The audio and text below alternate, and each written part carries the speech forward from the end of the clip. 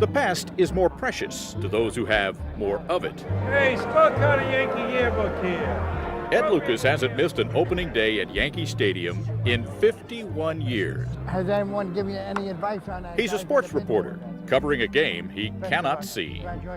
Ed lost his sight in 1951 on a legendary day in baseball history. My father was sitting there, actually with his rosary beads in his hand, praying For his beloved Giants to beat Brooklyn. They were watching baseball's first nationally televised game. Bottom of the ninth, Bobby Thompson at the plate. Backer throws. There's a left back. It's going to be, I believe, the Giants won the pennant. My father jumped up, he was screaming, I was screaming.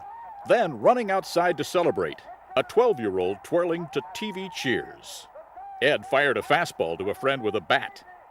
Line drive came back and boom, hit me right between the eyes. Destroying his retinas.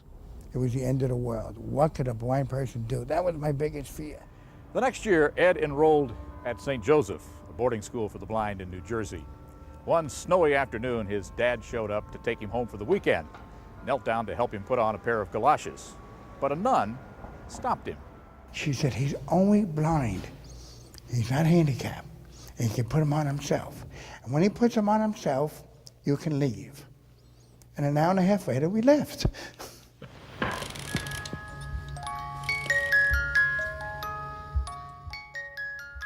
Determined to stay close to the game he loved. But memories only take you so far. Soon, Ed had 2 young sons to raise after an early marriage failed and his wife left.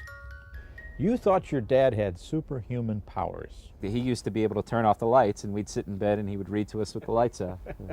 Yankee Stadium became their second home, while Dad did feature stories for New Jersey radio stations. How can a guy who's blind cover sports? It was difficult. It took years. To learn new ballparks. But players helped. Former Mets right fielder Ron Swoboda once interrupted Ed's questions to ask one of his own. Do you know what a ball diamond looks like? He said, let's take a walk. You're in Shea Stadium. There's a little more than a ball diamond here, so. And then we walked out and he said, put your hand out. And I felt the wall. And his kindness. Why do you keep coming back to the sport that took your sight? Well, baseball took my sight, but baseball also gave me back my life. Yankee Hall of Famer Phil Rizzuto set up a happy ending. It's absolutely beautiful. He introduced Ed to Allison, a fan with failing sight. I'm having some difficulty with the Braille card that you sent me. Well, you have 6 dots in the Braille system. Ed helped her with the slow business of learning how to live a new way. I say we talked on the phone for maybe a good 5 to 6 years. What? Yeah. And then one day he came into the flower shop. They started dating.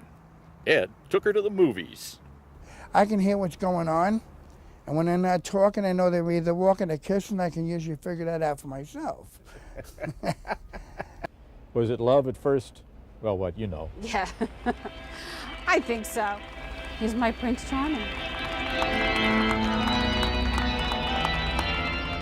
They got married this spring in a fairy tale place, Yankee Stadium. I'll be the luckiest woman on the face of the earth. Ed stood where his heroes have all stood, home plate. As always, his sons were at his side. Life is like the game of baseball. You play it every day.